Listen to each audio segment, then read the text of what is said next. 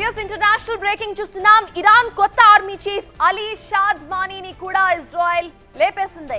Ali movements పై పక్కా సమాచారం అందుకున్న Israel central టెహ్రాన్లోని ఉండగా టార్గెట్ చేసి మరీ లేపేసింది. ఇరాన్ ఇజ్రాయెల్ యుద్ధం తీవ్రతరం అవుతున్న ఈ వేళ ఇరాన్ అధ్యక్షుడు ఖమేనీకి సన్నిహితుడిగా ఉన్నారు ఈ షాద్మానీ. ఇజ్రాయెల్ దళాలు ఇరాన్ను చావు దెబ్బ కొడుతున్నాయి.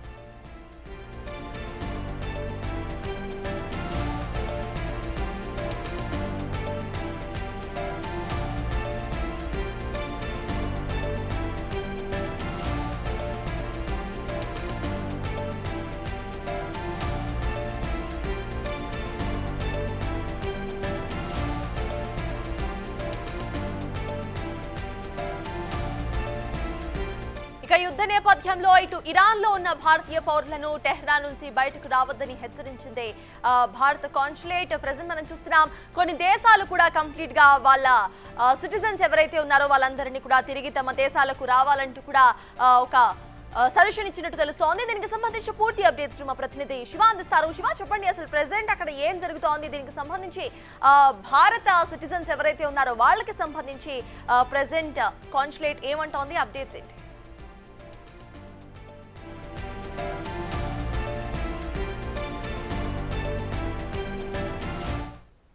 గత 5 రోజులు కూడా దాడులు, ప్రతిదాడులతో, డ్రోన్లు, మిసైల్స్ తో ఇద్దరు కూడా ఒకరిపై మరొకరు దాడులు చేసుకుంటున్నారు. దీని ద్వారా ఇద్దరికి కూడా తీవ్రమైన ప్రాణ ఆస్తి నష్టాలు కూడా జరుగుతున్నాయి. ఈ నేపథ్యంలో ఇరాన్, ఇజ్రాయెల్ లో ఉన్న ఎవరైతే భారత్ కు సంబంధించి కానీ ఇతర దేశాలకు సంబంధించిన ప్రజలు కానీ విద్యార్థులు కానీ ఎవరైతే అక్కడ ఉంటూ ఉన్నారో వారందరూ కూడా తిరిగి వారి దేశాలకు తిరిగి రావాలంటూ కూడా ఇప్పటికే ఆ దేశాలు సూచనలు జారీ చేస్తే అక్కడ ఉన్న రాయబార కార్యాలయాలతో సంప్రదింపులు జరిపి వారందరితో చర్చించిన తర్వాత అక్కడి నుంచి అందరూ కూడా తిరిగి వచ్చేయాలంటూ కూడా అన్ని దేశాలు కూడా దేశాల ప్రజలకు, దేశాల పౌరులకు సూచనలు చేసిన పరిస్థితి కనిపిస్తుంది. భారత్ కూడా ఇటు భారత్ సంబంధించిన విదేశాంగ శాఖ కార్యదర్శి, మంత్రి అక్కడున్న భారతీయులతోనూ, భారతీయ విద్యార్థులు, అక్కడున్న భారత రాయబార కార్యాలయం ఎప్పటికప్పుడు సంప్రదింపులు జరుపుతున్నారు. అక్కడున్న ప్రజలందరూ కూడా తిరిగి స్వదేశానికి తిరిగి రావాలంటూ కూడా వారందరికీ కూడా ఒక అడ్వైజరీ కూడా జారీ చేసిన నేపథ్యంలో వారందరూ అక్కడి నుంచి ఢిల్లీకి రేపు రాబోతున్నారు. అంటే సురక్షితంగా అక్కడి నుంచి వేరే ప్రాంతానికి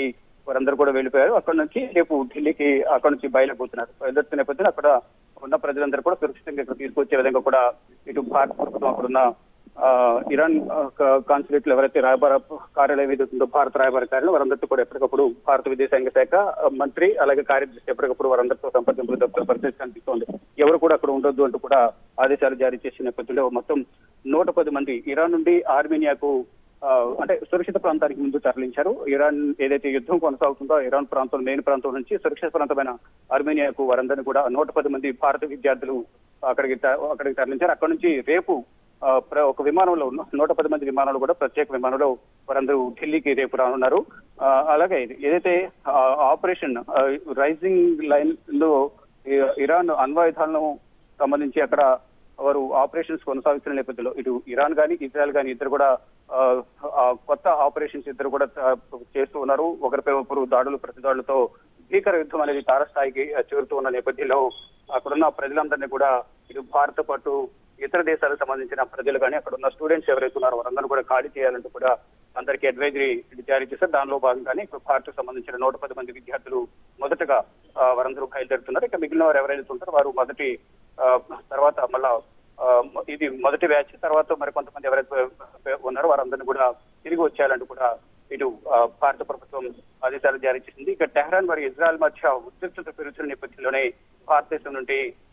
భారతదేశం ఇరాన్ నుండి తమ పౌరులను తరలించాలని కూడా నిర్ణయించుకుంది. ఆర్మేనియాలోకి సురక్షితంగా 110 మంది వచ్చారు. ఈ మొదటి బ్యాచ్ రేపు బయలుదేరిపోతుంది. రేపు బయలుదేరి ఢిల్లీకి చేరుకుంటారు. దీంతో పాటు దక్షిణ కొరియా కూడా అక్కడున్న ప్రజలను, అలాగే అమెరికా, ఇతర దేశాలన్నీ కూడా ప్రతి ఒక్కరు కూడా అక్కడున్న ప్రజలందరూ కూడా తిరిగి వచ్చేయాలంటూ కూడా ఆదేశాలు జారీ చేసే నేపథ్యంలో ఆయా దేశాల పౌరులందరూ కూడా ఒక్కొక్కరుగా ఢిల్లీకి, ఇటు భారత్ సంబంధించిన వారు ఢిల్లీకి, ఇతర దేశాల వారు వారి స్వస్థలాలకు తిరిగి వెళ్లేందుకు ఇప్పటికే వారంతా కూడా ప్రయత్నాలు చేస్తున్నారు. దానిలో భాగంగా ముందుగా ఏదైతే బాంబుల దాడి కానీ దాడుల ఏదైతే డ్రోన్స్, మిసైల్స్ దాడి ఏదైతే ఎక్కువగా కొనసాగుతుందో ఆయా ప్రాంతాల్లో లేకుండా సురక్షిత ప్రాంతాలకు తిరిగి వెళ్లేందుకు ముందుగా ప్రయత్నాలు చేస్తున్నారు. సురక్షిత ప్రాంతాలకు వెళ్ళిన తర్వాత అక్కడి నుంచి నేరుగా ఎయిర్పోర్ట్ కి స్థానికంగా ఉన్న అధికారుల సహకారంతో ఆ దేశాల రాయబార కార్యాలయాల ప్రతినిధుల సహకారంతో ఎయిర్పోర్ట్కి వెళ్లి అక్కడి నుంచి సురక్షితంగా వారి దేశాలకు తిరిగి వెళ్లేందుకు అక్కడ రాయబార కార్యాలయాలు ప్రయత్నాలు చేస్తున్నాయి. దాంతో పాటుగా ఇటు భారత్ కూడా ఎప్పటికప్పుడు అక్కడ ఉన్న ప్రజల యోగక్షేమాలను ఉన్న రాయబార కార్యాలయం ద్వారా తెలుసుకుంటూ ఉన్నారు. ఇక ఇరు దేశాలు కూడా ఇటు నెతన్యాహు మరోవైపు ఇటు ఇజ్రాయెల్ ప్రధాని నెతన్యాహు కానీ ఇటు మరోవైపు ఇరాన్ అధ్యక్షుడు కూడా ఇద్దరు ఇటు మాటల దాడి కొనసాగుతుంది. మరోవైపు డ్రోన్లు మిసైల్స్ ద్వారా దాడులు చేసుకున్నారు. నేను కూడా ఇరాన్ లో ఒక న్యూస్ ఛానల్ పైన కూడా గవర్నమెంట్ న్యూస్ ఛానల్ అక్కడ న్యూస్ ప్రజెంట్ చేస్తున్న సమయంలో కూడా యాంకర్ పై మిసైల్ దాడి డ్రోన్ల దాడి జరిగింది. అలాగే ప్రతి చోట కూడా ఇటు ఇరాన్ ఇజ్రాయెల్ ఇద్దరు కూడా ప్రతి దాడులతో ఒకరిపై ఒకరు దాడులు చేసుకుంటున్న నేపథ్యంలో అక్కడ సాధారణ పౌరులు కూడా తీవ్ర ఇబ్బందులు ఎదుర్కొన్న పరిస్థితి కనిపిస్తుంది. ఈ నేపథ్యంలోనే ఆయా దేశాలకు సంబంధించిన పౌరులను తిరిగి రావాలంటూ కూడా ఇటు దేశాధినేతలు వారందరికీ కూడా ట్రావెల్ అడ్వైజరీ జారీ చేస్తున్నారు. మరోవైపు ఇటు దక్షిణ కొరియా కూడా ఇరాన్ ఇజ్రాయెల్ మధ్య యుద్ధం అనేది తీవ్రతరం అవుతున్న నేపథ్యంలో స్వదేశాలకు రావాలంటూ కూడా వారు సూచనలు జారీ చేశారు. ఏదైతే ఇజ్రాయెల్ అలాగే ఇరాన్ మధ్య సైనిక ఉద్రిక్తలు పెరుగుతున్న నేపథ్యంలో ఇరాన్ అంతటా కూడా ప్రత్యేక ట్రావెల్ అడ్వైజరీ కూడా జారీ చేసింది దక్షిణ కొరియా. ఇరాన్ లోని అన్ని ప్రాంతాలకు ప్రయాణ సలహాలను లెవెల్ 3కి పెంచినట్లు కూడా విదేశాంగ శాఖ తెలియజేసింది. దక్షిణ కొరియాకు సంబంధించి దక్షిణ కొరియాతో పాటు అన్ని దేశాలకు సంబంధించిన ప్రతి ఒక్కరు కూడా వారి పౌరులందరూ కూడా సురక్షితంగా స్వదేశాలకు తిరిగి రావాలనే ఉద్దేశంతో అక్కడున్న ప్రజలందరూ కూడా ఎవాక్యుయేట్ చేపిస్తారు, ఖాళీ చేపిస్తూ కూడా ఆదేశాలు జారీ చేస్తున్నారు. అక్కడున్న రాయబార కార్యాలయం ద్వారా స్వదేశాలకు తీసుకొస్తున్న పరిస్థితి కనిపిస్తోంది. Right, thank you Shiva.